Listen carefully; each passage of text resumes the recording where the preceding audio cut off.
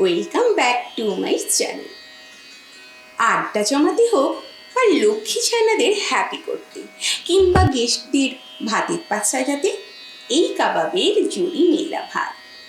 আমি অবশ্য এটা ডাল ভাত আর সঙ্গে এই কাবাব ট্রাই করেছিলাম। জাস্ট ফাটাফাটি একটা ব্যাপার ছিল।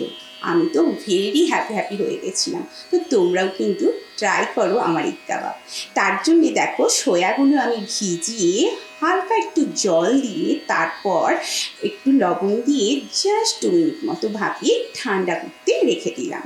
এবার একটা গ্রাইন্ডারের মধ্যে কয়েক কোয়া রসুন, কয়েকটা কাঁচা লঙ্কা আর একটুখানি আদা দিয়ে জাস্ট একটা রাফলি কিমা টাইপের বানিয়ে নিয়েছি বা রাফলি গ্রাইন্ড করে নিয়েছি। এবার কয়েকটা চিকেনের টুকরো দিয়ে ভালো করে মশলার সাথে কিমাটা বানিয়ে নিলাম। এবার আরেকটা গ্রাইন্ডারে ঠান্ডা করা সয়াগুলো আমি দিয়ে কিমা বানিয়ে নিয়েছি এবং একটা ট্রান্সফার করে নিলাম একটা মিক্সিং পাত্রের মধ্যে। এবার আমি দিয়ে দিচ্ছি মশলা মেশানো কিমা, একটা বড় সাইজের আলু গ্রেট করা ভালো করে জল চিপে, আর এখানে একটা বড় সাইজের পেঁয়াজ যেটা আমার আগে থেকে কোচানো ছিল, তাই জন্য আমার মিহি করে কোচানো পসিবল হলো না, তোমরা মিহি করে কুচিয়ে নিও। দিলাম একটা ডিম, সাথে স্বাদ মতো নুন আর গরম মশলা পাউডার, জিরে পাউডার, আর দিলাম কসুরি মেথি হাতের মধ্যে দলে নিয়ে।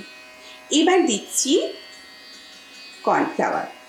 তোমরা কিন্তু কর্নফ্লাওয়ারটা একটু বুঝে দিও, খুব বেশি দিলে কিন্তু হার্ড হয়ে যাবে, তখন ভালো লাগবে না, শক্ত শক্ত লাগবে। আর যদি কম দাও বাইন্ডিংয়ে প্রবলেম হবে। তো তোমরা তোমাদের পরিমাণ কতটা লাগবে, আলুর মধ্যে থেকে জল বেরোবে, পেঁয়াজের মধ্যে থেকে জল বেরোবে, তো সেইভাবে বুঝে দিও। দেখো কত সুন্দর মাখা হয়ে গেছে। এবার আমি হাতের তালুতে নিয়ে গোল গোল করে কাবাব করে নিচ্ছি। তোমরা তোমাদের পছন্দ মতো শেপ দিয়ে কাবাবগুলো গড়ে নিও। ফ্রি হিট করে নিয়েছি প্রথমে তেলটা, তারপর একটু স্লো করে দিয়েছি, একদমই স্লো করে দিয়েছি আঁচটা। তারপর আমি কাবাবগুলো এক এক করে ছেড়ে দিচ্ছি।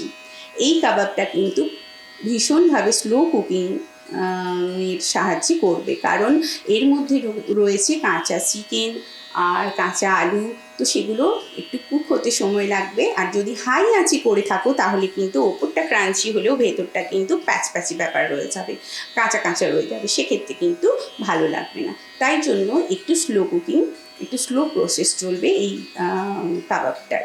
তো 2 পিঠ লাল লাল করে এদিক ওদিক আর উল্টে পাল্টে আমি ভেজে নিচ্ছি। 2 পিঠ লাল লাল করে ভাজা হয়ে গেলে আমি এটা তুলে রাখছি এক এক করে। তো বন্ধুরা, পুরো কাবাবের রেসিপিটা তোমাদের কেমন লাগলো অবশ্যই আমাকে কমেন্ট করে জানিও।